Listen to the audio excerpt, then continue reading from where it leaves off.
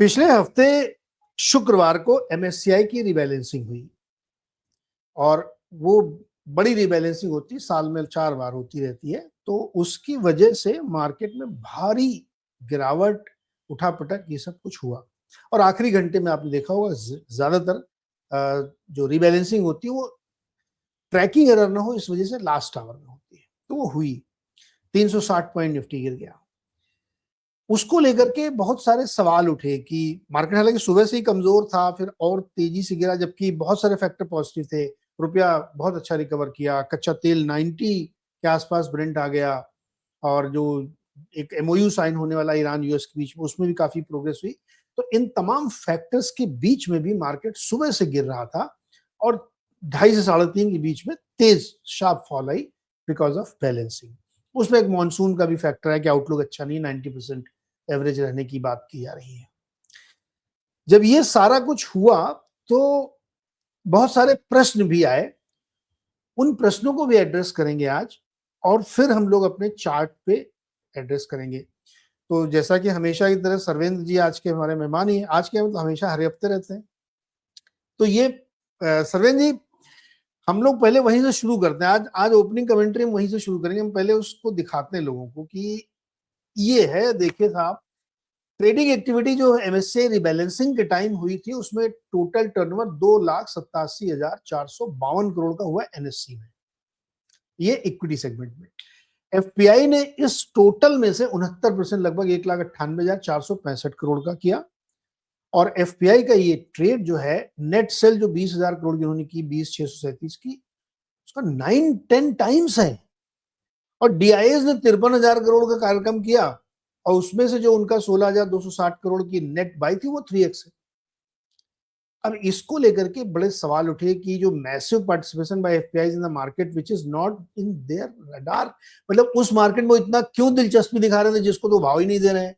Total MSCI में हमारा जो वेटेज है वो 12.3 के आसपास है। तो जो मार्केट उनके लिए लीस्ट इंपॉर्टेंट है उसमें इतना भाव क्यों? और साथ ही ये रिबैलेंसिंग हो रही थी कि high frequency trader, algo trader दबा के पैसा बना रहे थे और उठापटक कर रहे थे।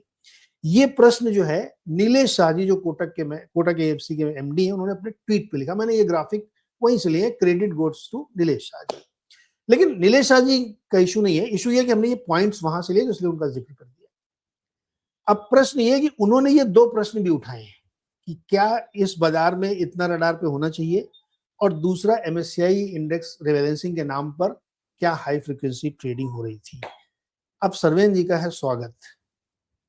सरवेन जी, पहले तो आज यही समझाओ ये क्या हो रहा था। अनिल जी, बहुत बहुत नमस्कार। दर्शकों को भी बहुत बहुत नमस्कार। देखिए, जिनको बाजार की मैथ समझ में आती है, जो क्वांट मॉडल्स हम लोग 20-25 साल से कर रहे हैं, और जिसको बाजार की ये गणित समझ में आती है, उसके लिए कोई सरप्राइज नहीं है। ये मार्केट हमेशा से ही 70-80% इंट्राडे ट्रेडिंग का ही इंडिया में फ्लेवर रहा है। Deliveries, end of the day deliveries हमेशा यही 20-1% एवरेज, लास्ट 4-5 साल का अगर आप देखेंगे तो एक 20-22% एवरेज रहेगा। जब आपके सेटलमेंट साइकिल्स, लोग समझिए जब T+3 T+5 होते थे, जब हफ्ते तक आपको कैरी करने हैं ब्रोकर लोग देते थे माल, उस जमाने में मे बी थोड़ी डिलीवरी ज्यादा होती थी, और एक 70-30 का रेंज, मतलब 70% इंटरनेट ट्रेडिंग, 30% डिलीवरी ये होती थी। और उससे अगर और पहले जाके देखें, जब जॉबर्स थे इंडिया, जब इंडिया में जॉबर्स थे, जिंदा थे, जब वो एक्सटिंक्ट एक स्पीसीज नहीं थी, एचएफटी नहीं आया था, तो एचएफटी कौन करता था उस समय? जॉबर। जॉबर was the high frequency trader of यस्टर years, जब तक एसटीटी आके वो धंधा बंद नहीं हो गया, कॉस्टिंग बढ़ नहीं गई इंट्राडे ट्रेडिंग की, और आपको सेल साइड में जब एसटीटी लगने लगी, उसके बाद से वो बिजनेस जो है वो अनवाइबल हो गया, तो जॉबर्स लोग धीमे धीमे विलुप्त हो गए। बट जब तक वो विलुप्त नहीं थे, एक्सटिंक्ट स्पीसीज नहीं थे, तब तक मैं कहता हूं तब भी यही था, 10-15-20% डिलीवरी होती थी, बाकी सब 80-85% इंट्राडे। ऑलमोस्ट मैंने तो ऐसे एक आध दिन भी देखे 90% intraday trading and only 10% delivery. तो ये एक बहुत नॉर्मल एग्रीगेट बेसिस पे ये फिनोमिनन है। बट क्योंकि अभी एफआईआई के केस में एक दिन ऐसा आउटस्टैंडिंग दिख गया अलग से, तो ऐसा लग रहा है कि भाई उन्होंने किया कुछ ऐसा। इंडियन स्मार्ट मनी सालों से यही कर रहा है। India always broadly has been an 80%, 70-80% intraday market कुछ, और इसीलिए मेरे मेरे हैंडल पे भी लिखा है, से नो टू इंट्राडे, से नो टू ड्रग्स। क्यों? क्योंकि अब वो मैथ समझते हैं। अब नीलेश शाह जी ने सवाल उठाया, बट अगर नहीं उन्होंने देखा हो तो वो मैथ्स में, क्योंकि क्वांट मॉडल्स में मैं देखता हूं, तो शायद मैंने भी उस पर यही जवाब दिया कि भाई क्वांट मॉडल्स में ये कोई बहुत अचंभा नहीं हो गया, कोई बहुत अद्भुत चीज नहीं हो गई। ठीक है, 20 के बजाय वो उसका नेट एग्रीगेट बेसिस पे जो उन्होंने ट्रेडिंग की उसका 11 या 12% वो डिलीवरी उतार गए। तो नॉर्मल भी 20% होता है। 8% का जो बीच का, I don't know how many people understand the market lingo, इसको हम बोलते हैं खांचा। मतलब अगर आप ट्रेडिंग रूम में जाएँगे, डीलिंग रूम में जाएँगे या एक हार्डकोर जब आप रिंग में उतरते थे तो उसको बोलते थे डीलर एक बीच में खांचा खाता है, जिसको बोलते हैं बेसिस स्प्रेड। बाय सेल का एक स्प्रेड खाने की कोशिश करता है डीलर, बड़े डीलर। तो जब इलिक्विड होता है मार्केट, वो बेसिस बड़ा होता है, लिक्विड मार्केट्स में वो बेसिस कम होता है, ठीक है? तो ये हो सकता है आज हाई फ्रीक्वेंसी ट्रेडर्स लोग बीच में सिर्फ 7-8% एक्स्ट्रा खा गए, बट 20% नॉर्मल डिलीवरी होती है, 12% उतरी, 8% कम उतरी, फाइन। इस बार इन्होंने ओवर ट्रेडिंग कर दी। इसके पहले कभी Indian smart money over trading करता था, बट एग्रीगेट बेसिस पे NSE as a whole cash market की बात कर रहा हूँ, हमेशा से 80% इंट्राडे ही रहा है मेरे हिसाब से, 70-80% इंट्राडे ही रहा है। तो कोई बहुत अचंभा और अचरज की बात नहीं है। दूसरा पॉइंट आपने जो बहुत इंपॉर्टेंट उठाया, जो सबसे इंपॉर्टेंट समझने का है, ट्रैकिंग एरर आखिरी दिन। ले तो भाई साहब आप किसी भी सौदे को स्प्रेड करके 100 दिन में सकते हैं, 200 दिन में सकते हैं, 200 साल 200 साल में भी तोड़-तोड़ के सौदा ले सकते हैं। बेचने की विंडो जो दरवाजा होता है ना, वो यही होता है। आपका last date, last 2 days, last 3 days of rebalancing, last day of rebalancing, उसी दिन सारा एक्शन। तो लोगों को समझना बहुत ज़रूरी है। ले तो आप भाई साहब बहुत आराम-आराम से सकते हैं। बेचने की विंडो बहुत नैरो है, इसीलिए ये इम्पैक्ट कॉस्ट आया है। Because that window was so narrow, वो इम्पैक्ट कॉस्ट आया।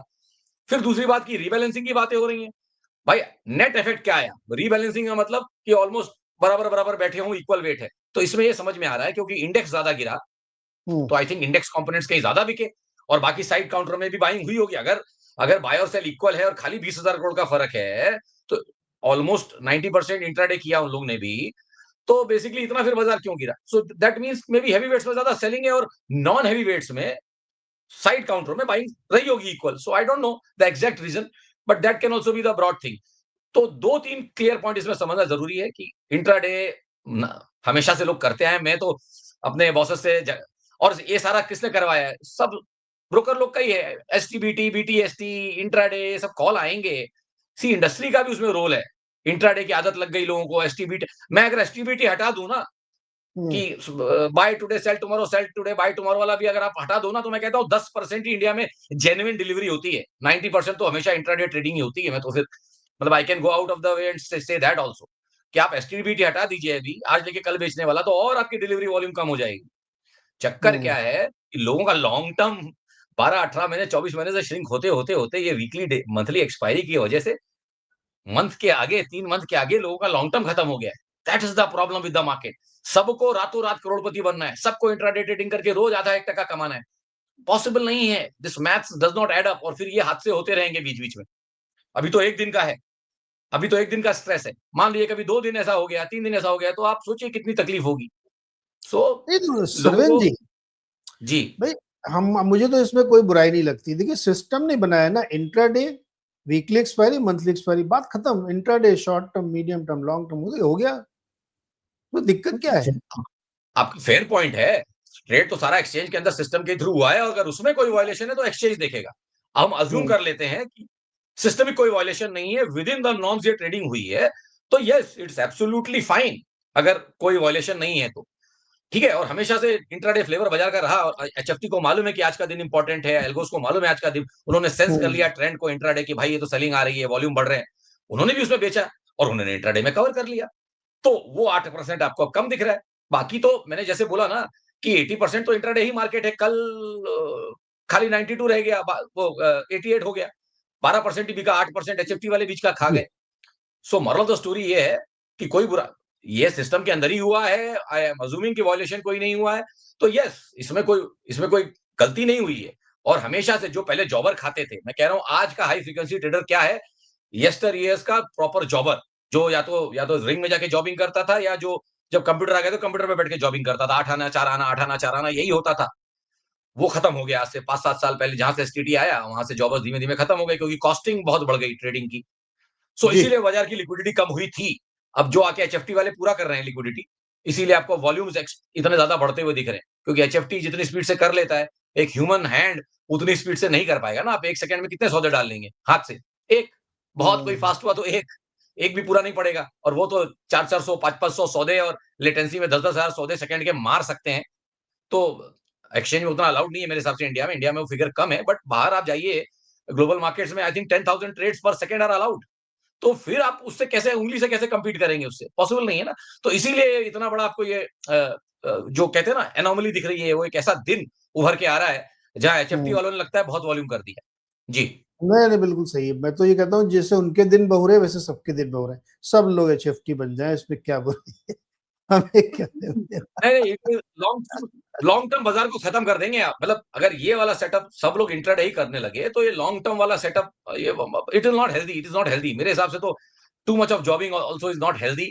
इंट्राडे वाला कल्चर इज़ नॉट हेल्दी। मैं तो 20 साल से हमेशा इंट्राडे के अगेंस्ट ही रहा हूँ। Even at the cost of नौकरी यहाँ जाते रही है हमारी, या लगता था कि हुँ। नौकरी चली जाएगी ज़्यादा बोलेंगे तो, बट हमेशा स्टैंड ये लिया है कि इंट्राडे में पैसा नहीं बनता। इंट्राडे कॉल मैंने हेड ऑफ रिसर्च होने के अरे आप बावजूद ना जनजी नहीं विरोधी ली। हो। आप जनजी विरोधी हो। आप मतलब थ्रिल खत्म करना चाहते हो मेरी लाइफ से। आप चाहते हो कि मैं 100 साल का ट्रेड लूँ। मैं तो 1 घंटे का लेना चाहता हाँ, हाँ, लीजिए, हूँ। आप लीजिए। मतलब जो लेकिन वो आपकी ए आ फाइनेंशियल हेल्थ के लिए एक नुकसानदेह है। और बिल्कुल सिंपल सी बात है। आज मरो कल दूसरा दिन।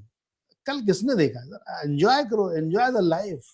एचएफटी तो सब कुछ अगर आप एचएफटी से एन्जॉय ट्रेडिंग के लिए एन्जॉयमेंट कर रहे हैं तो करिए, लेकिन उसमें फिर आपको एन्जॉयमेंट नहीं, आपके पैसे ही जा रहे हैं ना। 5 साल से 4 साल से वो अरे सेबी तो की जो रिपोर्ट आ पैसा रही है।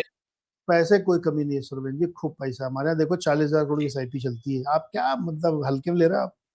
चलो खैर। ठीक है, चलिए ये अब चलता है, बताओ किसी मेरे दिन को और भी इसको जारी रखेंगे। निफ्टी का क्या हाल है भाई? अब ये तो देखिए इंटरडे बैलेंसिंग की वजह से गिरा खूब। ये तो क्या मंडे को ये जो हाई फ्रीक्वेंसी की वजह से हुआ है रिकवर करेगा, या जैसे मैंने मुझे ऐसा लगता है कि यार ये बड़े अहम लेवल तोड़ दिए इसने। अब वो किसी भी कारण से तोड़े, रिबैलेंसिंग हो, एचएफटी हो, जो भी है। अब दोबारा से यार उसको वही 800 तक पहुंचना पड़ेगा, फिर नानी याद आएगी इसको। देखिए 800 पे सेलिंग लोगों को लग रहा है कि कल वो सेलिंग आ गई पूरी, ऐसा नहीं। कुछ फंड मैनेजर्स रहे होंगे अहेड द कर्व, जो लास्ट हफ्ते में थोड़ा-थोड़ा निबलिंग जिसको बोलते हैं ना, थोड़ा-थोड़ा निबलिंग। हम्म। इसीलिए 23,800 पे थोड़ी निबलिंग चल रही थी। किसी ने एक अंदाजा अपना रखा होगा और वो सही चला गया, गलत भी जा सकता था। किसी ने एक फंड मैनेजर ने अंदाजा रखा कि 23,800 के ऊपर बाजार सपोज़ नहीं है, तो वो हम्म। 3-4 दिन पहले से ही बेचा था। इसीलिए अगर आप गए हफ्ते देखें तो 23,800 पे सेलिंग थी 4-5 दिन। इस हफ्ते में भी क्या हुआ? खाली हम्म। क्योंकि आपका एक ओवर द वीकेंड एक न्यूज़ अच्छा आ गया कि हाँ भैया अभी डील साइन होने वाली है, तो ठीक है, वो फिर से गैप अप आ गया और अब 23,800 के ऊपर खुल के 24,000 के आस-पास चलते रहे। लेकिन कहानी वही रही उन दिनों में भी कि बार-बार हम्म। 23,800 के लोअर लोअर दायरे, आप 23,800, 24,000, 23,800, 24,000 उस रेंज में आप टेस्ट करते रहे, और फाइनली फ्राइडे को क्लोजिंग ओनली वीकली, जो मेरे लिए सबसे इंपॉर्टेंट है। वीकली क्लोजिंग बहुत एक इंपॉर्टेंट नंबर होती है किसी भी एक पोजिशनल ट्रेडर के लिए, जो मेरा जिसका टाइम फ्रेम ये है जो मेरा है। शॉर्ट टर्म 3 महीना, मीडियम टर्म 6 से 9 12 महीने, और लॉन्ग टर्म 12 महीने से प्लस वाले के लिए वीकली क्लोजिंग एक बहुत इंपॉर्टेंट मार्कर होता है, जो मेरे लिए है। उस मार्कर पे आप 23,800 किसी कारण से फिर नहीं क्लियर कर पाए, तो अब आपका ये दूसरा हम्म। तीसरा हफ्ता हो गया कि आप 23,800 नहीं निकाल पा रहे हैं। तो जो फैक्ट ऑफ द मैटर है कि 3 हफ्ते से आप 23,800 पे स्ट्रगल कर रहे हैं। इसमें कोई डाउट नहीं है, दिख रहा है स्क्रीन के ऊपर। और लोग अब इसको इससे फाइट करना चाहें, अपना इमोशन इसमें घुसेड़ना चाहें, कहें आप ये करते हो, आप वो करते हो, फाइन, वो आप देखो। अल्टीमेट है कि बाजार में आपको जिंदा रहना है फाइनेंशियली। अगर आप बाजार से लड़ाई करोगे, बड़े-बड़े ऑपरेटर जिन्होंने बाजार, I don't want to take names, सबको सब मालूम है। बड़े-बड़े ऑपरेटर जिन्होंने बाजार से लड़ाई की अननेसेसरी, बाजार की मैथ से, और उस मैथ को सोचा कि इन्फ्लुएंस कर लेंगे लॉन्ग टर्म में। शॉर्ट टर्म में 2-4 दिन, 5 दिन, 15 दिन कुछ हो सकता है। लॉन्ग टर्म में बाजार को इन्फ्लुएंस कोई एक आदमी या एक कोई ग्रुप नहीं कर सकता है। लॉन्ग टर्म ट्रेंड अपना खुद का रास्ता ढूँढ लेती है, ठीक है? और उसमें जिनको शहीद होना होता है, बड़े-बड़े ऑपरेटर शहीद हो गए। तो बाजार से लड़ाई, मार्केट इज सुप्रीम, बाजार से लड़ाई नहीं करेंगे, और 23,800 से लड़ाई नहीं करेंगे। जब तक 23,800 का डिसाइसिव ऊपर में बंद नहीं आएगा, तब तक हम 24,500, 24,600 वाले कैंप में भी नहीं है। दूसरा सबसे इंपॉर्टेंट पॉइंट जो मैं बार-बार ट्वीट कर रहा हूं, market does not discount the same thing twice. 30 एक बार डिस्काउंट हो गई 24,600 पे।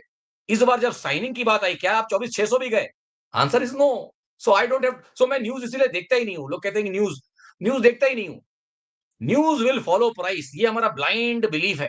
कोई भी न्यूज़ आने दो, it will follow price. Price पहले कुछ आपको बता देगा, एमएससीआई की रीबैलेंसिंग तो बाद में आएगी ना। ये रीज़न तो आज हम डिस्कस कर रहे हैं। और ये जो 10 दिन से मैं बोल रहा हूं कि 23,800 पे सेलिंग है, वो स्क्रीन पे दिख रही है। सो moral of the story is कि न्यूज़ बाद में आएगी। आप अपने भाव को देखिए, उससे ट्रेड करिए। भाव से लड़ाई, यानी बाजार से लड़ाई, आपके खुद की सेहत के लिए घातक है। Intraday trading also is bad for your financial health. उसके बाद भी आपको जिद में करना है, करिए। मैं कौन होता हूं आपको रोकने वाला? So ya, so I will hand it there on Nifty. तो जी। मतलब नेट नेट ने निष्कर्ष क्या है सर? 23,800 पहुंचने में फिर से दिक्कत आएगी। 23,800 में 3 हफ्ते से दिक्कत है, ये दिक्कत बनी रहेगी जब तक आप इसको डिसाइसिवली क्लियर नहीं करेंगे और हमेशा फिर किसी भी लेवल पे एक फ़िल्टर डालना होता है। तो मैंने लास्ट हफ्ते भी बोला था कि 23,800 24,000 कोई भी एक नंबर जो है ना, कोई एक लक्ष्मण रेखा नहीं होती कि यही कि मैंने खींची तो कोई बहुत बड़ी लकीर खींची। ऐसा एक राउंड फिगर आप पकड़ लीजिए रेंज। 23,800 से 24,000 उसके पार आप नहीं जा पा रहे हैं। वहाँ पे सेलिंग इस हफ्ते भी दिखी थी, पिछले हफ्ते भी दिखी थी, उसके पहले भी दिखी थी और उसके 4 हफ्ते पिछले 5 हफ्ते आप 24,500 पे सेलिंग दिखी थी। तो moral of the story is कि ब्रॉडली अब 2 बड़े नंबर आप तेज बुल्स बैक टू बैक पीछे हारते जा रहे हैं और बहुत लंबी चढ़ाई अब करनी है। आपको 23,700 से लेके 24,600 24,700 पॉइंट की चढ़ाई करनी है। तो सोचिए इतना आपको पैसा लाके माल लेना पड़ेगा। वो लोगों को समझना ज़रूरी है। बुल्स को अब यहाँ से उतना जाके माल लेना पड़ेगा। 1000 पॉइंट बाजार को चलाने के लिए पैसा चाहिए, पैसा। मार्केट को चलो। ऊपर ले जाने के लिए ओके। पैसा चाहिए, मार्केट को नीचे लाने के लिए खाली डर चाहिए। मार्केट नीचे खाली डर से 1 शेयर नहीं बिकता, 5 शेयर नहीं बिकते और बाजार नीचे आ सकता है, लेकिन ऊपर ले जाने के लिए पैसा भर के आपको ऊपर की लिक्विडिटी साफ करनी पड़ेगी। जो मुझे तो लगता है कि डे बाय डे एक डिफिकल्ट प्रोपोज़िशन होता जा रहा है। बुल्स का पलड़ा वीक है, जो मैं लास्ट 4-5 हफ्ते से बोल ही रहा हूँ, 3 हफ्ते से और वो वीक है। इस हफ्ते भी वो वापस से प्रूव हो गया कि बुल्स का पलड़ा वीक है और नीचे के घर आपके 21,500 22,000 वाले जो लार्जर 2 साल की रेंज है, वो घर खुले हुए हैं, as long as you are not able to go above 23,800 24,000 या जी, ठीक है, तो भैया 24,000 पे है नानी का घर। अब जी, आओ निफ्टी 500 पे। ये है जी, 22,657 पे इस समय। जी, जी। इसका चार्ट भी सिमिलर पैटर्न है इसमें भी। चार्ट में लास्ट चार्ट में पॉइंट आउट करना भूल गया, दोनों चार्ट में आप देखिए वो जो आपने गैप छोड़ा था, जो वीकेंड का आपने बुलिश गैप छोड़ा, हाँ, हाँ, हाँ, अब हो गया, अब हो गया, अब हो गया। पहली बात तो सबसे इम्पोर्टेंट आप पहली बार जब पीस अनाउंस हुई थी, उस हाई के आसपास नहीं पहुँचे, मतलब उस स्विंग रैली के हाई के आसपास नहीं पहुँचे और दूसरा आपने ये वीक वाला जो बुलिश गैप छोड़ा था आपने, निफ्टी में भी और निफ्टी 500 में भी, जो अब मंडे थोड़ा ऊपर खुले 200-300 पॉइंट, वो सारे गैप आपने भर दिए। तो ये कोई बहुत अच्छा संकेत थोड़ी ना है कि बुलिश साइड बुल्स को एक मौका मिला था, एक 200 पॉइंट का वरदान मिला था कि मतलब आपके पैसे ही नहीं लगे, बाजार 200 पॉइंट ऊपर है, आपका एक चवन्नी भी नहीं लगी और 200 पॉइंट ऊपर खुल गया था बाजार। वहां से आप उसको ऊपर ले नहीं जा पाए। You could not capitalise bulls could not capitalise उस फायदे का मौके का फायदा नहीं उठा पाए। ये अपने आप में इस हफ्ते की हार है। ये समरी यही है कि बुल्स कैपिटलाइज नहीं कर पाए अपना मौका जो उनको मंथ वीक के स्टार्ट में मिला था मंडे को गैप अप। ये अपने आप में मुझे लगता है कि बिल्कुल निराशा वाली कैंडल है। पिछले वीक की कैंडल से भी मेरे को लगता है ये वीक की कैंडल में मैं बोलूंगा कि एक एग्जॉशन एक बुल एग्जॉशन भी अब दिखने लगा है। बुल की भी कैपेसिटी छूटती जा रही है, नहीं पकड़ पा रहे हैं। इतना माल आ रहा है कि नहीं संभल रहा है उनसे। फिजिकल डिलीवरी बेस्ड सेलिंग मैं बार-बार रिपीट करता हूँ, मार्केट केवल डिलीवरी बेस्ड सेलिंग पे रुकता है। 26,300 पे रुका था, फिर 5 हफ्ते 24,500 पे रुका था और अब ये 3 हफ्ते 23,800 24,000 पे रुका है। केवल और केवल कारण है इन सारे लेवल्स पे धीमे-धीमे, धीमे-धीमे हम्म। Delivery based selling. जी, ओके भाई, डिलीवरी बेस्ड सेलिंग है। और अब हम लोग बात करेंगे निफ्टी ऑटो पे। मुझे याद दिलाइए कि मैं इस जब हम लोग चार्ट सारे डिस्कस करेंगे तो मैं आपको एक बात बताऊंगा जो मार्केट जी, पार्टिसिपेंट के लिए बहुत इंपॉर्टेंट है। अब बताइए निफ्टी जी, ऑटो, देखिए 28,338 पे खड़ा है ये। और जी, ऑटो के लिए हम लोगों ने लास्ट टाइम भी डिस्कस किया था, मतलब कई हफ्तों में डिस्कस कर चुके हैं कि वो वहां पे भी अब जैसे को ना पक्के आम की तरह लटका हुआ है वो। और उसका जी, कारण ये है कि देखिए मानसून इसमें अच्छा नहीं होता। दशहरी आम आप जानते हैं मलिहाबाद में जब तक पहली बारिश हो नहीं जाती जून वाली, तब तक वो जी, बढ़िया पकता नहीं। डाल का आम ज्यादा अच्छा होता है रादर की पाल वाला। पाल वाला मतलब झाबे में रख के उसको नीम की पत्ती से जो पकाते हैं वो बेकार आम होता है। जो डाल पे पकता है ना, उसके लिए मानसून चाहिए। और इस बार का जी। मानसून का जो प्रिडिक्शन है वो अच्छा नहीं है। सुपर एल नीनो चल रहा है, 90% मानसून हो सकता है। तो ऑटो, एफएमसीजी, ये सब उसी से रिलेटेड हैं। क्या लग रहा है ऑटो में? तो नीरज जी मालूम है कि थॉट एक बार बनाते हैं तो टिल प्रूवन अदरवाइज। तो जब इनिशियली पहले याद हो आपको जब हम पिछले जब चैनल पे थे तो उस समय हमारा ऑटो स्टॉप पिक था कि हमें लग रहा था कि लास्ट लेग इसका बाकी है और टू हम्म। व्हीलर स्पेशली हमें बड़े अच्छे लग रहे थे उस समय। ये हम बात कर रहे हैं बाईस टुवर्ड्स तेईस की। अप्रैल में जून ऑफ 25। ठीक है, तो वहाँ वो अच्छा लग रहा था लेकिन वो जब हम्म। कंप्लीट हो गया तो उसके बाद हमने कॉल किया उसको कि भाई अब ये कंप्लीट लग रहा है। तो अगर किसी के पास है पुराना पॉडकास्ट जाके आप देखेंगे तो दिसंबर वाला पॉडकास्ट देखेंगे, दिसंबर जनवरी में आई थिंक जनवरी में हमने उसको कवर किया कि उसकी एक वीकली खराब कैंडल बनी थी, फिर एक पुल बैक बड़ा वीक फेलियर आया था। तो हमने उस समय बोला कि भाई अब इसका हो गया है क्योंकि ये एक एक तो कैपिटल गुड्स भी इसके साथ ही चला था, 7-8 टाइम्स वो हुआ था, और ये भी 7 साढ़े 6-7 गुना हुआ है। बट क्योंकि ये एक ग्रास रूट सेक्टर है, कैपिटल गुड्स तो चलिए इंडस्ट्रीज को छूता हुआ है, बट मैं इसको अपना फ्लेवर हमेशा इसलिए क्यों मानता हूं, क्योंकि ये मुझे ग्रास रूट लेवल पे प्रॉब्लम है कि नहीं है कि क्या है, ये बहुत क्लियरली दिखता है ऑटोज से। तो मुझे क्लियर कट दिख रहा था उस समय कि भाई ऑटोज की एक 6.5-7 गुना कोविड के लो से ऑलमोस्ट 6.5-7 टाइम्स ये इंडेक्स हुआ गया, आउट परफॉर्मिंग इंडेक्स है। One of the best out performing index. Nifty को भी इसने आउट परफॉर्म किया है बाय ऑलमोस्ट डबल का मार्जिन। निफ्टी 3 गुना हुआ तकरीबन कोविड से, ये तकरीबन 6 साढ़े 6-7 गुना हुआ। तो इसने निफ्टी को 2 टाइम्स से बीट किया हुआ। और ये हम्म, सेक्टोरियल फ्लेवर हमेशा बुल मार्केट में कोई ना कोई सेक्टोरियल फ्लेवर रहता है। तो मुझे लगता है इस बार ऑटोज लार्जर स्कीम में और कैप गुड्स जो भी 7-8 गुना वो भी हुआ। ये दोनों सेक्टर्स मुझे लग रहा है कि हिंट देंगे। तो अभी ये तो इसने ऑलरेडी हिंट दे दिया है। कैपिटल गुड्स का नंबर है, वो भी लग रहा है मुझे, वो भी कहीं वहीं पहुंच रहा है। बट यहाँ मुझे क्लियर कट लग रहा है कि चिंताएं बनी हुई हैं। बहुत ज्यादा 28,500 29,000 की वो रेंज उसकी जो ऊपर की थी, एक फॉल्स ब्रेकआउट जो 29 तक गया था। मुझे नहीं लगता कि बहुत ज्यादा 29,000 के ऊपर ये वीकली क्लोजिंग बेसिस पे जा पाएगा। 26,500 के आसपास चल रहा है। और नीचे का घर कहां तक खुला हुआ है, देखिए 20,000 तक तो मिनिमम खुला हुआ है। एक 20,000 तक इसका मिनिमम एक घर खुला हुआ है। तो मुझे लगता है कि एक काफ़ी कुछ अभी इसमें डाउनसाइड नीचे की बन सकती है, बनी हुई है। एक वो जो पर्पल लाइन मैंने 24 में बनाई है, वो इसका एक सेविंग ग्रेस हो सकता है, 24 के आसपास। बट 24 टूटने के बाद तो मुझे लगता है कि बहुत फ्री फॉल इस इंडेक्स में आ सकता है। तो मेरी चिंताएँ यहाँ पे अभी भी बनी हुई हैं। मेरा कोई व्यू यहाँ ब्रॉडली चेंज नहीं हुआ है। मुझे लगता है लॉन्ग टर्म रिस्क रिवॉर्ड यहाँ पे खत्म हो चुका है। And by long term I mean 12-24 months, वो रिस्क रिवॉर्ड खत्म हो चुका है। बहुत ज़्यादा अपसाइड्स 28-29,000 के ऊपर यहाँ नहीं है। हम्म। और अगर गया भी तो टिक नहीं पाएगा। पहली बात तो लग नहीं रहा कि जाएगा। किन्हीं कारणवश अगर 5-10% चांस कि अगर गया उन एरियाज के आसपास, तो टिक नहीं पाएगा। जैसे मैंने बोला, वहां पे डिलीवरी बेस्ड सेलिंग से इसको सामना करना पड़ेगा और टिक नहीं पाएगा। घर इसका 24 और बाद में 24 के बाद 20 का घर यहाँ पे मुझे लगता है इसका नीचे में खुला हुआ है। जी। ओके, निफ्टी फार्मा, जी। इसमें इसमें हेल्थ केयर भी शामिल है मेरे ख्याल में। और हेल्थ केयर मतलब हॉस्पिटल और ये मेडिसिन रिटेलिंग वाली ये सब चीजें। तो हम लोगों ने देखा लास्ट कुछ समय से फार्मा इंडेक्स में तेजी है। जी। चाहे वो बड़ी फार्मा कंपनी हो, इवन सन फार्मा की डील बहुत पॉजिटिव मार्केट ने ली, बढ़िया तेजी आई उसमें। हॉस्पिटल स्टॉक्स तो बिल्कुल रॉकिंग है, इसमें कोई डाउट ही नहीं है।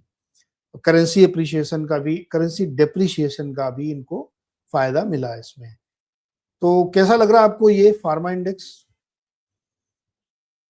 देखिए, मैं हमेशा बेनिफिट ऑफ डाउट देता हूँ इनटू अ ब्रेकआउट। तो अब ये जब इसने अपना 24,000 वाला एक साइकोलॉजिकल मार्क और जो इसका इसने हाई एक रखा था, जो इसका 2024 का हाई है। देखिए ये 2024 वाला इसका हाई वो भी वही 23,900 के आसपास था। तो वो ब्रेकआउट तो वहाँ है और हमने ये थॉट यही लिया था कि भाई 6-8% अपसाइड पॉसिबली यहाँ बाकी होगी। तो अभी तो जैसे मैंने बोला कि इनटू द ब्रेकआउट अभी पहला दूसरा हफ्ता है और ठीक-ठाक लग रहा है। तो अगर निफ्टी को थोड़ा बहुत जो सँभालेगा और सँभाला भी है कहीं, देखिए ये कम गिरा है इस हफ्ते में, तो निफ्टी को थोड़ा सँभालने में मेबी मदद कर सकता है। लैगिंग सेक्टर है, बुल मार्केट के फैग एंड में चलता है। ये मेरा एक्सपीरियंस है कि एक बुल मार्केट के फैग एंड में चलता है। तो कहीं वो फ्लेवर भी आ रहा है इसमें भी कि भई एक लास्ट लेग इसको जो चलना है, वो ये चलने की कोशिश कर रहा है।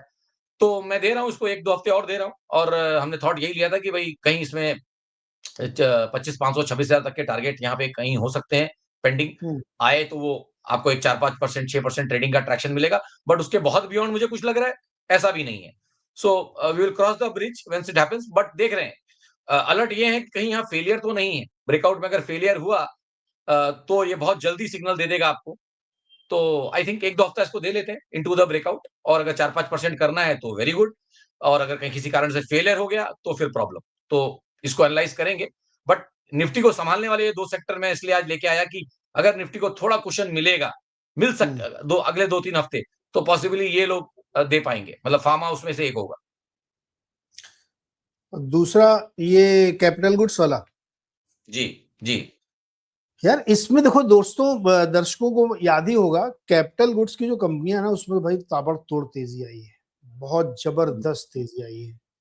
और इंडेक्स भी दिखा रहा है। तो यार लेकिन ये बहुत ऊपर निकल गया है, नहीं एकदम झंडा की तरह खड़ा हुआ है। इसमें क्या फ्लैग पैटर्न बन गया क्या, है ना? नहीं, फ्लैग पैटर्न तो नहीं इसको बोलेंगे अभी, फ्लैग पैटर्न तो नहीं हम्म, बोलेंगे, बट थॉट यहाँ पे भी वही है कि जो आपका जुलाई 24 का हाई था इसका हाई थोड़ा पहले ही बन गया था 24 में, तो जुलाई का जो इसका हाई था वो तकरीबन वही 76,200 के आसपास, 76,000 के आसपास था। उसके ऊपर इसने भी ब्रेकआउट किया। तो गए हफ्ते में एक बार उसके नीचे आके गया था, तो मैंने सोचा कि एक हफ्ते का कंफर्मेशन कैंडल ले लूं। तो इस हफ्ते में उसने एक नया और ऑल टाइम हाई रख दिया है। तो again going back with the same corollary कि 2 सेक्टर जो इस बुल मार्केट के डार्लिंग रहे हैं, 7 गुना 8 गुना हुए हैं कोविड के लो से, उनमें थोड़े-थोड़े ब्रेकआउट दिख रहे हैं। तो इनको 1-2 हफ्ते दे देते हैं। बट ज़्यादा से ज़्यादा ये निफ्टी को सँभाल सकते हैं, मतलब आउट परफॉर्मेंस थोड़ा निफ्टी को दे सकते हैं, तो निफ्टी की गिरावट अगर होती है, थोड़ी-सी कुशन हो जाएगी, ऐसा हुँ। मेरा मानना है। बट ये भी मुझे लगता है कि ब्रेकआउट सस्टेन कितना करता है, वो देखना बहुत ज़रूरी है। सो 1-2 हफ्ता इसको भी दे रहा हूँ। यहाँ पे भी मुझे लगता है कि तकरीबन मे बी 83,500, 84,000 ये कहीं यहाँ पे भी एक अगर जगह 4 से 5% की अगर बाकी है, तो पॉसिबली ये भी वो नंबर्स को स्केल अप करेगा। बट बहुत ज़्यादा सस्टेन कर पाएगा ऐसा मोमेंटम देख के नहीं लग रहा है, क्योंकि लॉन्ग टर्म मोमेंटम में बड़े नेगेटिव जिसको हम डाइवर्जेंसेस बोलते हैं, वो कहीं बने हुए हैं। और जैसे मैंने बोला कि थोड़ा-सा हर ब्रेकआउट को हम इस समय सस्पेक्ट की नज़र से इसलिए देख रहे हैं, क्योंकि निफ्टी के सेटअप्स उतने अच्छे नहीं बन रहे हैं। तो निफ्टी को आउट परफॉर्म कर ले जाएँ सस्टेन्ड पीरियड तक, ऐसा मुझे लग नहीं रहा है। तो 2 ही चीज़ें हो सकती हैं, या ये निफ्टी को खींच के ऊपर लाए, उसकी पॉसिबिलिटी कम लग रही है मुझे। और दूसरी पॉसिबिलिटी ये कि निफ्टी क्योंकि गिरेगा, तो ये थोड़े दिन बाद निफ्टी इसको खींच के नीचे लाएगा। वो पॉसिबिलिटी मुझे ज़्यादा लग रही है। तो 1 और 2-3 वीक्स ऑफ आउट परफॉर्मेंस ये दोनों स्पेसेस में, फिर बैक टू बेसिक्स निफ्टी के साथ इनको पार्टिसिपेट नीचे की तरफ करना पड़ेगा या करेंगे। ऑटोज़ में वो कन्फर्मेशन ऑलरेडी आ चुका है। Pharma, health care and cap goods में वो कहीं अभी 1-2 हफ्ते लग रहा है मुझे आना बाकी है। सो इसको भी 2-3 हफ्ते दे देते हैं और देखते हैं कि क्या कर रहा है। वो डाउ अंकल ने बोला था ना, सबका साथ सबका विकास, सब एक साथ चलने चाहिए, सब एक साथ, है ना? जी, जी, जी। इंडाइसेस अ, शुड कंफर्म आपकी इकोनॉमी के बीच के जो सेक्टर्स हैं वो कहीं एक दूसरे को कंफर्म करने चाहिए एक लार्जर स्कीम ऑफ थिंग्स में। वो कहीं नहीं हो रहा है। तो वो और अब वो बीच में डाउ नहीं बना रहा था नए हाई, तो एसएनपी बना रहा था, बीच में डाउ ने बनाया तो एसएनपी ने नहीं बनाया। वहाँ पे भी वही चल रहा है। बट ठीक है, US still because it is the mother market and dollar की वजह से मुझे लगता है यूएस में फिर भी थोड़ा बहुत ऊपर में जगह बाकी हो सकती है, मैं ना नहीं बोल रहा हूँ। बट ग्लोबली हुँ, ये मुझे दिख रहा है, अगर मैं बाकी सारे बाज़ार देख रहा हूँ, तो ब्राज़ील आप देख लीजिए, इवन कॉस्पी, तो ये सारे इंडाइसेस में मुझे स्पेशली ब्राज़ील आप देखिए ऊपर से 15% हँसते-हँसते निकल गया, पता ही नहीं चला। 15% वो इंडेक्स चला गया धीमे से, हल्के से 4-5 हफ्ते में 15% वो लूज़ कर चुका है ऊपर से। ईएम मार्केट में मतलब जो जिसको हम ब्रिक्स में अपने आप को कंपेयर करते हैं उसके साथ। तो ब्राज़ील को मैं बहुत रेगुलरली देखता हूँ, इसलिए मैं आपको बता रहा हूँ क्योंकि वो ब्रिक्स का पार्ट है और वो करेंसी किसी कारण से मैं बहुत ट्रैक करता हूँ। तो वहाँ पे देखिए ऑलरेडी वीकनेस है। कॉस्पी में भी मुझे डाइवर्जेंस नेगेटिव दिख रहे हैं, वहाँ पे भी मुझे लग रहा है कि कुछ थोड़ा बहुत नरमी का माहौल बन सकता है। साउथ अफ्रीका के मार्केट्स में भी रैंड में भी मुझे वही करेंसी में भी वही लग रहा है और वहाँ का मार्केट देख के भी लग रहा है कि थोड़ा-सा जितना चलना था चल गए। सो ग्लोबली भी देख रहा हूँ, एमएससीआई वर्ल्ड भी देखता हूँ, तो कहीं न कहीं एक अपर लेवल पे टिका हुआ है बट बिकॉज़ ऑफ यूएस का वेटेज ज़्यादा है, वो नए-नए हाई रख रहा है यूएस के साथ। सो उस पे भी नज़र है। बट मुझे अभी हुँ, एक ग्लोबल सीन थोड़ा-सा रिस्क रिवॉर्ड लॉन्ग टर्म खराब होते हुए दिख रहे हैं। Not only Nifty. तो ये इस हफ्ते का एक ये भी बहुत बड़ा इम्पोर्टेंट सार है इस हफ्ते का जी। और इस मंथ की कैंडल का कि ग्लोबली भी थोड़े-थोड़े वीक कैंडल्स अब मंथली और वीकली कैंडल्स थोड़े-थोड़े वीक होने लगे हैं। तो अब ये हुँ, धीमे-धीमे ग्लोबल पिक्चर भी थोड़ी-सी नेगेटिव रिस्क रिवॉर्ड की तरफ तब्दील तब्दील होती हुई जा रही है। जी, वेरी इंटरेस्टिंग। और लास्टली चार्ट है हमारा यूएसडी आईएनआर का। और जी, पिछली बारी हम लोगों ने कहा था कि डॉलर 100 पार नहीं करेगा। कई लोगों ने जी, इस पे कहा, देखो समय जी ने अपना व्यू बदल लिया, पहले कहते थे 100 के ऊपर ही जाएगा, चुंबक की तरह जी, खींच लेगा। ये मतलब लोगों को कितना याद रहता है। मैं जी, ये कह रहा हूँ कि ये 100 जाएगा, उसके पार भी जाएगा, लेकिन कब जाएगा ये असली इंपॉर्टेंट बात है ना। टाइमिंग इज द मोस्ट जी, इंपॉर्टेंट। तो जी, सर्वेन जी ने कहा था कि नहीं जाएगा, तो नहीं गया और नीचे ही आ गया, बल्कि अब तो 94 99 आ गया है। तो जी, उसकी वजह से लोग काफी कर रहे थे। मैं बहुत सीरियस नोट पे उनको कह रहा हूँ कि इस टेक्निकल शो में जो हम लोग बातचीत करते हो, तो एजुकेशनल पर्पस की है, दूसरा उसका कॉन्टेक्स्ट समझिए आप। हम मेरा फंडामेंटल बिलीव आवे कि ये 100 के ऊपर जाने से उसको कोई रोक नहीं सकता है। स्वयं मतलब नहीं कहूंगा, नहीं तो कंट्रोवर्सी हो जाए, कोई नहीं रोक सकता है इसको, 100 के ऊपर ये जाएगा ही। इंपॉर्टेंट है कब जाएगा, आज जाएगा, 2024 के 26 के दिसंबर में जाएगा, ये मार्च में जाएगा, यू नेवर नो। वो प्रोडिक्शन अलग है, वो फंडामेंटल रीजन हम लोग बात करते हैं, लेकिन टेक्निकली जब बात की जा रही थी तो नहीं गया। अभी 5 तारीख को क्रेडिट पॉलिसी है, नेक्स्ट फ्राइडे को। जी। आपको लगता है उससे पहले 100 जाएगा ही? देखिए, मैंने ये रेड फ्लैग खड़ा किया था अपने व्यू का कि लोगों को फिर कॉन्टेक्स्ट समझना पड़ेगा कि कहाँ से चले हैं। अब वो सारी हुँ, मेहनत लोग करें, जाके पुराने आपके मेरे पुराने वीडियोज़ कहीं पीछे से भी निकाल के देखें, पॉडकास्ट के पहले के लेगेसी वाले पीछे, तो हुँ, चैनल पे जाएँ, ढूँढें। तो रुपया हम 72 73 से पहले 81 82 लेके चले और उसके बाद फिर लगा नहीं रुक रहा है 87, 87 पे भी लगा कि नहीं रुक रहा है ओवरऑल सेटअप में। फिर 91, 92 के टारगेट्स दिए थे, फिर जैसे ग्रेजुअली बढ़ाते गए और एक बार भी ट्रेलिंग स्टॉप लॉस देखिए ट्रेडर के लिए क्या इंपॉर्टेंट है, उसका स्टॉप लॉस नहीं हिट हो और उसके डायरेक्शन में बाजार चलता है एंड बीच-बीच में रिव्यू करता है और ये सारे रिव्यू क्वार्टरली हैं। क्वार्टरली और हाफ ईयरली रिव्यूज थे कि भाई 71, 72, 72 वाला रिव्यू किया, तो 75, 77 पे लगा कि नहीं रुक रहा है, फिर जैसे मैंने बोला 81, 82 फिर 87 फिर 89, 91 उसके बाद फिर 95 फिर हमने कहा चलो 100 इन सारे पूरे सेटअप में लास्ट डेढ़ 2 साल में जहाँ से हमने रुपया पकड़ा कि रुपया वीक होगा, वो हो रहा हुँ, है और एक बार भी अपना पीछे का लेवल नहीं हिट हुआ। वो लेवल अब हम गए हफ्ते में 93 पे ले 93, 80 पे ले आए थे। बट मैं अगर मुझे हार्ट ऑफ हार्ट पूछा जाए तो अभी भी मेरे हिसाब से वो लेवल 90 टू 80 है। 90 टू 80 के नीचे जब तक बंद नहीं करता, तब तक ट्रेंड ऐसा कुछ पलट नहीं गया है। बट क्योंकि ये कंसेंसस ट्रेड हो गया है और कंसेंसस से मुझे डर लगता है। 2 साल हो गए लोगों के इस 2 साल में आप मुझे बताइए कितने लोगों ने ये डिस्कस करके बोला होगा कि ये डिसाइसिवली रूपी वीक होता रहेगा 2 ढाई साल तक।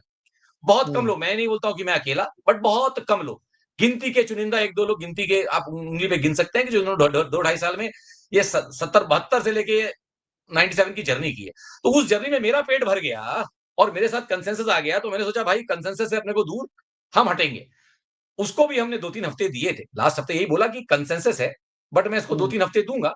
तो अभी गए हफ्ते में ही करेक्शन दे दिया तो अच्छी बात है। सो वीकली कैंडल तो हमारे फेवर में बन गया है और फॉलो थ्रू भी हुँ, आ गया है, तो इसमें कोई डाउट नहीं है। बट बट जैसे मैंने बोलता ना नजर बारीकी में अभी तक आपका monthly close it is the highest monthly close still after this correction also ये अभी भी हाईएस्ट मंथली क्लोज है तो जब आप मंथली चार्ट देखेंगे वहां रिवर्सल अभी तक नहीं आया वीकली में आ गया है तो ये हुँ, समझना बहुत जरूरी है कि जब मैं पढ़ाता हूं तो मैं यही बोलता हूं हायर टाइम फ्रेम को रिस्पेक्ट करिए ईयरली को क्वार्टरली से ज्यादा रिस्पेक्ट करिए क्वार्टरली को मंथली से ज्यादा रिस्पेक्ट करिए मंथली को वीकली से ज्यादा रिस्पेक्ट करिए वीकली को डेली से तो वीकली सेल बोल रहा है मंथली ने अभी तक सेल मैं उम्मीद कर रहा था कि मंथली भी रेड आ जाए तो मैं तो एक्चुअली सेल कॉल ही डाल देता था रुपी पे अगर हुँ, ये मंथली रेड कैंडल बन गया होता तो मैं ऑलरेडी रुपये पे सेल बोल देता 100 के स्टॉप लॉस है कि अब ये एक्स वाई जेड जो भी है नीचे जाना है मेरा वो हाथ रोक दिया इस कैंडल ने अगर कर लेता तो अच्छी बात है दिल तो कह रहा था कि 100 नहीं हो हम भी अपने देश को प्यार करते हैं कि भाई 100 होगा तो बहुत छीछा लेदर होगी बट इस मंथली कैंडल ने आपका ये सारा गेम 1 महीने के लिए और पोस्टपोन कर दिया है। अब जून का करेक्ट, क्लोजिंग देखेंगे और वो क्वार्टरली क्लोजिंग होगी। तो क्वार्टरली क्लोजिंग में भी ये अभी हाईएस्ट क्वार्टरली क्लोज ही चल रहा है। क्वार्टरली क्लोज नेगेटिव करने के लिए मैं नंबर दे देता हूँ। क्वार्टरली क्लोज नेगेटिव करने के लिए आपको 9340 के नीचे बंद करना पड़ेगा जून एंड में। तो लेट्स सी अगर क्वार्टरली रेड आ गया और 100 नहीं हुआ, तो फिर ये 2 साल तक 100 नहीं जाएगा। वो कॉल अब हम लेंगे 1 महीने के बाद। सब लोग इसको मार्क कर लें। अगर क्वार्टरली कैंडल रेड है और 100 नहीं गया, तो ये 2 साल तक 100 नहीं जाएगा। उसके बाद फिर बातें करेंगे आगे। So will see when will cross the bridge when it happens. जी। यार इस इसमें हमारी तुम्हारी शर्त है, मुझे लगता है कि क्वार्टरली क्लोज़ तो उससे ऊपर ही होगी, 30 जून को हम लोग बात करेंगे। सर मैं क्यों बोल रहा हूँ, अगर क्वार्टरली 9343 के नीचे आ गया, हाँ, 9340 के नीचे जून का बंद आ गया और उसके पहले 100 नहीं गया, चाहे तो इस महीने में 100 जाके आए, मुझे उससे कोई लड़ाई नहीं है। अगर हाँ, 100 नहीं गया जून में, तो फिर 2 साल नहीं जाएगा। 1.5 से 2 साल नहीं ओके, जाएगा। अगर जून का कैंडल जून में 9340 के नीचे बंद आया, तो 2 साल रुपया 100 के ऊपर नहीं जाएगा। ये मैं 2 साल के बाद बोल रहा हूँ। ढाई साल के बाद रुपए हुँ, में मैं पहली बार बुलिश होने की कोशिश कर रहा हूँ। अब इससे ज़्यादा हुँ। मैं लोगों को और क्या ज्ञान दूँ भाई? मेरे को नहीं समझ अरे में बस आता। ज्ञान जी। ज्ञान की ज़रूरत नहीं, ट्रोलिंग का मसाला आपने दे दिया, बस हो गया काम, अब जून भर आप अरे मुझे सर मुझे बाज़ार की मैथ समझ में आती है। मुझे कोई फ़र्क नहीं पड़ता ट्रोलिंग से हम 25 साल से यही कर रहे हैं। इट्स अ थैंकलेस बिल्कुल, job. Hmm, looking at markets is a thankless job. ना क्लाइंट क्रेडिट देता है, ना बॉस क्रेडिट देता यस, है, ठीक है? और जो देता है वो बाज़ारी देता है आपको सुख कि भाई हम ठीक जा रहे हैं, बस दैट्स इट। बाकी लोगों ने यस, पैसा ही तोड़ना है। बाज़ार हुँ, की मैथ्स में 93% लोग आज से 10 साल पहले भी पैसा तोड़ रहे थे, आज से 10 साल बाद भी तोड़ेंगे। सेबी की रिपोर्ट आती रहेगी, लोग नहीं सुधरेंगे, क्योंकि लोगों को सुधरना नहीं।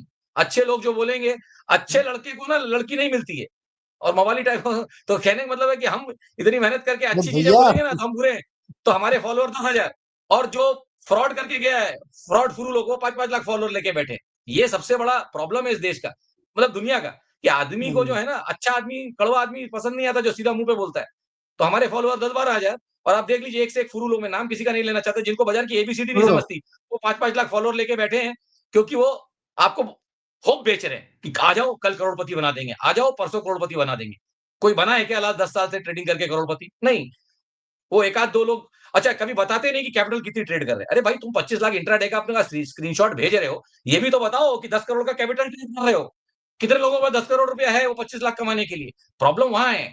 मैथ्स को छुपा के रखा जाता है, होप को बेचा जाता है। मैं मैथ्स सामने कर देता हूँ, लोगों को बुरा लग जाता है, क्योंकि सच यार कड़वा होता है ना। सर्वेन जी, तो होप ही बिकता है, ये भी तो आप सोचो। नहीं, देखो नहीं, एक जी चीज सर, समझो आप, वो ये इतने दुख हैं लोगों के जीवन में, जी, तो उसको जिधर भी होप मिलेगी वो होप खरीदेगा। हो उसको भी पता है कि नहीं सही होगा। जैसे एक बात कही जाती है कि किसी व्यक्ति की सिर्फ बात सुनो, आप सॉल्यूशन नहीं देना उसको, हुँ, सुनना है खाली। वो उसी से खुश है कि आपने मेरी बात सुनी। सॉल्यूशन कौन मांग रहा है? उसको उसको पता है कि आप सॉल्यूशन दोगे नहीं और ना दे पाओगे। आप मेरी बात सुन लो खाली, मैं इसी से प्रसन्न हूं। तो hope trade is the best trade world wide, world over, और सदियों से। तो उसमें क्या वो बुराई है? तो सही अच्छी बात बात है। है, कुछ देखिए, कहने की। Neeraj ji, I agree with that. Hope sales, लोग होप बेचते हैं, लेकिन यस। होप के बाद में क्या होगा वो मुझे मालूम है पहले से, तो मैं वो नहीं, वो गलत होप नहीं बेचता, मैं नहीं बेचता। बाकियों का मैं किसी का कवायद नहीं कर रहा हूँ। लोग बेवकूफ बन, इसी इतनी सारी पॉन्जी स्कीम इसीलिए तो चलती हैं। I don't want to name, exchanges पे हुई हैं, ठीक है? वो आपका कमोडिटीज में हुआ, तो ये सब लोगों को होप बेचा गया ना। मेरे पास आए थे जब 18% फ्री आर्बिट्राज, मैंने कहा 18% फ्री आर्बिट्राज रसीद पे बनता है, कैश टू फ्यूचर आर्बिट्राज में। मैंने कहा बस अगर ये स्टेडी है, तो ये एक ना एक दिन सबको तकलीफ होएगी। तो वो हुई। तो बट तो हमारी जिन्होंने सुनी वो बच गए, जिन्होंने नहीं सुनी वो फँस गए। वो आज भी धन्यवाद देते हैं। कमोडिटी वाले बहुत सारे प्लेयर्स हैं, मुझे आज भी धन्यवाद देते हैं, उनको बचाया मैंने। वो जो एनएससीएल वाला इश्यू हुआ था, जहाँ तो लेट्स नॉट गेट, वो कंट्रोवर्शियल हो जाएगा, बट बहुत लोग आज करेक्ट। भी धन्यवाद देते हैं, बचे उसमें से। जी। पोंजी स्कीम में देख के बता सकता हूँ कि इसका एंड क्या है। मैथ्स आप मुझे दिखा दीजिए, 5 साल वाला बता दूँगा कि इसका एंड यही होने वाला है। तो वो मैथ से कोई नहीं लड़ सकता। यही लोगों को सिखाता हूँ पढ़ाते वक़्त कि मैथ से बाज़ार की मत लड़िए, बाज़ार से मत लड़िए और बाज़ार की मैथ से मत लड़िए। इंट्राडे में पैसा नहीं बनेगा, थोड़ा पोज़ीशनल करिए। और दूसरी बात ये है कि बॉन्ड्स, इक्विटीज़, कमोडिटीज़ सब करिए। Equity is just a small subset of the financial markets of the world. Bond market is biggest, forex is even bigger. Bond और ओके, फॉरेक्स एक ही सुनो। चोली, बॉन्ड फॉरेक्स एक ही चोली दामन का साथ है, क्योंकि बॉन्ड बनने के बाद ही फॉरेक्स बनता है, राइट? वो हम्म, आपका 70-80% दुनिया का मार्केट है। कमोडिटीज़ में भी अनदर 20% और इक्विटी में भी 10%। आप 90% ओके। बाज़ार छोड़ के 10% में ही सारा मारा-मारी करोगे, कहाँ से बनेगा पैसा आपका? जी, आपने भी एक बात कही कि मैथ्स को समझो और don't fight with the math. I agree. जी, you can not beat the economics. कोई कितना ही बड़ा पॉलिटिशियन हो जाए, इकोनॉमिक्स को आप बीट नहीं कर सकते, ये सच है। बट आज एक जी, ट्रिविया के साथ इस शो का अंत करेंगे। आर्गुमेंट ना जी। करना है, इसमें ये ट्रिविया है, देखो। और ये ठीक है, सच ट्रिविया है। जी, मार्केट में मान लो 10 प्लेयर है, भाई हजारों प्लेयर हैं मार्केट में। हम लोगों को पता नहीं कितने, FII, DII, HNI और फैमिली ऑफिस और ये वो, सैकड़ों हजारों लोग, करोड़ों लोग ट्रेड कर रहे हैं। हम मानते हैं कि वो यूनिवर्स 10 लोगों का है, जिसमें ट्रेड है, जी, सब कुछ मिला के 10 लोग हैं जो मार्केट में रोज काम करते हैं। अब जी, उस 10 में सबको ये दिख रहा है कि हमारी जीडीपी, नॉमिनल जीडीपी 8% की है। जी, तो इक्विटी का रिटर्न 10-11% बन गया, तो आप बहुत अपने आप को बम मानो कि इससे बढ़िया क्या हो सकता है। 2% मतलब डिविडेंड और ये सब प्रीमियम लेके 10% बनेगा। ये तो हो गई लॉजिकल थ्योरी वाली बात। लेकिन उस 10 में से 3 लोग ऐसे जिनको लगता नहीं फॉरवर्ड पी हम देखेंगे और अगले 3 साल में तो ये कम से कम 20% का रिटर्न बने, क्योंकि ईपीएस बढ़ जाएगी। एक व्यू है ये उनका। किसी को लगता है कि नहीं फॉरवर्ड पी तो बकवास है, जो सत्य है वो ट्रेलिंग है। फॉरवर्ड क्या है? तो उम्मीद है, सेल कर रहे हो आप उम्मीद, ट्रेलिंग पे बिलीव करते हैं। कुछ लोग कह रहे हैं फॉरवर्ड और ये सब के चक्कर में कहां पड़ो यार, आओ अभी रोटी पकाते हैं, तुरंत खाते हैं, मौज करते हैं, 500 रुपया बन गया, काम हो गया। Now the important point is that trivia is कि इन्हीं 10 के पास पैसा है, और जी, जिसके पास ज्यादा पैसा है उसी का व्यू सही है। हमको लगता है फॉरवर्ड ही सही है, और मैंने आप फॉरवर्ड के आधार पर ट्रेड बना दिया, अब आप लिए बैठ रहे हो कि ट्रेलिंग सच है कि ट्रेडिंग सच है कि क्या है। मैं, मेरा व्यू, यानी मैं कहना ये चाह रहा हूं कि मार्केट ना फंडामेंटल से ज्यादा विम्स एंड फैंसीज पे चलता है। अब ये ट्रिविया है, इसका कोई आधार नहीं, कोई लॉजिक नहीं। मैं तो डे वन से आज बोल रहा हूँ कि जिसकी लाठी उसकी भैंस, जिसकी करोड़ रुपए वाला लाख रुपए वाले का स्टॉप लॉस बजा देगा, लाख रुपए वाला 10,000 वाले का स्टॉप लॉस बजा देगा, और 100 करोड़ वाला करोड़ वाले का भी स्टॉप लॉस बजा देगा। सारा खेल स्टॉप लॉस का ही है। बड़ा आदमी छोटे वाले का स्टॉप लॉस बजा के कमाता है। इसको चाहे अच्छा लगे लोगों को कि बुरा लगे, तो ये जब बोलता हूँ तो फिर लोग बुरा मान जाते हैं, तो मैं नहीं बोलूंगा। बट बड़ा आदमी, बड़ा ट्रेडर छोटे ट्रेडर का stop loss at his own whims and fancies जब चाहे बजा सकता है, provided he is little smart. थोड़ा वो स्मार्ट है तो वो बजा देगा stop loss. This happens to every business. Yes yes absolutely. कंपनियां विम्स एंड फैंसीज पे चल रही हैं, बहुत सारे जगहों पे आप जहां जाइए इस फार्मूले को अपना लीजिए कि मुझे जो अच्छा लग रहा है और मैं मालिक हूं या मेरे पास बहुत पैसा है तो मुझे अच्छा लग रहा है, यही नियम है। आप मुझे अच्छा लग रहा है छोड़ो ना यार, आप हमको अच्छा लग रहा है। मैं कह रहा हूं, मैं बहुत बुलिश हो रही मुंबई के रियल एस्टेट पे, तो मैं लोअर पुरेल में 20 करोड़ का फ्लैट खरीदूंगा 1,000 स्क्वायर फीट का। आपको नहीं अच्छा लगा तो ना अच्छा लगे, आप भले मुझे बताते रहो कि बहुत ओवर वैल्यूड है। तो आप सोचो कितनी बड़ी एनोमली है इस सिस्टम में कि whims and fancies are deciding the business. मुझे अच्छा लग रहा है कि साहब ये वाला धंधा बहुत बढ़िया चलेगा, तो चलेगा, तो अब मैं कह रहा हूँ चलेगा। चलो खैर, बड़ी उसकी बहस और टूलिप मेनिया, वापस टूलिप मेनिया सबको पढ़ना चाहिए और देखना चाहिए। 50 पैसे का फूल इन्फ्लेशन एडजस्टेड बेसिस पे 5 लाख रुपए हुआ था, और फिर उसके बाद फिर 50 पैसे हुआ था। तो 50 पैसे से लेके 5 लाख की जर्नी में बहुत लोग गाली खाए होंगे। 10,000 पे किसी ने सेल बोला होगा, किसी ने 1 लाख पे, किसी ने 2 लाख पे, किसी ने 3 लाख पे, किसी ने 4 लाख पे। सबने गाली खाई होगी कि यार ये तो बाजार चलते जा रहा है। तो बाजार का मैथ समझें। जिस दिन वो मैथ्स खत्म हो जाएगी ना, उस दिन वो चीज अपनी रियल वैल्यू पे आती है। तो फिर वो 5 लाख वाला 50 पैसे में भी फूल आ गया था। So moral of the story ये है कि समझें कब बहुत ज्यादा यूफोरिया एक्सुबरेंस है। इसीलिए रूपी पे व्यू चेंज करने की तैयारी कर रहा हूं, क्योंकि क्राउडेड ट्रेड हो गया। It's a crowded trade now. जब हमने 72 में पकड़ा था तो हम अकेले इक्के दुक्के थे। अब पूरा गांव, it's a crowded trade. So crowded trade से बचें, कोशिश करें कि वहां अलग कॉन्ट्रा व्यू लेने की कोशिश करें। अभी हमने लिया नहीं है, लेकिन मैंने आपको बोला ना कि जून एंड में ले लेंगे। अगर हमारे सारे क्राइटेरिया फुलफिल हो गए तो जून एंड में ले लेंगे जी। चलिए देखते हैं क्या होता है। लेकिन बहुत दिलचस्प बात थी, ये सब ट्रिविया विया सब मजे मस्ती की बातें करते रहा करिए। तनाव मत लीजिए जीवन में, आपके तनाव लेने से कुछ नहीं होने वाला। एंजॉय करिए लाइफ को, बढ़िया ट्रेड करिए और अपने जीवन को संयमित रखिए, ज्यादा तेज के चक्कर में मत पड़िए। मैं छोटी सी एक बात करके खत्म करता हूँ। जब मैं पीजी कर रहा था लखनऊ यूनिवर्सिटी में, तो हमारी जो एचओडी थी ना, प्रोफेसर आभा अवस्थी, वो बहुत ही शानदार महिला थी। मतलब इतना ज्यादा इवॉल्व थी वो कि हम लोग क्या, तो यंग एज में बहुत ज्यादा खुराफाती होते थे और लॉजिकल एक्शन और ये ऐसा तो वो वैसा क्यों नहीं है, फलाना है तो ढिमकाना क्यों नहीं है। तो उन्होंने एक दिन हम लोगों को बुलाया, 2 लोगों को, बोला ज्यादा लॉजिकल एक्शन के चक्कर में मत पड़ो। समझ में आई बात? लॉजिकल एक्शन करते करते एक दिन मर जाओगे तुम। जीवन में रीजन अप्लाई होता है कई बार, तो इसलिए बहुत ज्यादा अगर आप उस तर्क वितर्क में पढ़ोगे ना, तो कहते हैं तर्क में खुदा नहीं मिलता है, ट्रस्ट में मिलता है। खैर इसी बात पे खत्म करते हैं, ये फिलॉसफी ज्यादा हो रही है। बहुत बहुत शुक्रिया, अगले हफ्ते फिर मिलेंगे, देखते हैं क्या होता है, क्या तरकीब निकलती है। लेकिन मार्केट उम्मीद करते हैं कि ट्रम्प साहब, या ट्रम्प वाला भी तो एक साला वो फैक्टर है, उसको भी ध्यान रखना पड़ेगा। बहुत बहुत शुक्रिया, नेक्स्ट वीक फिर मिलेंगे।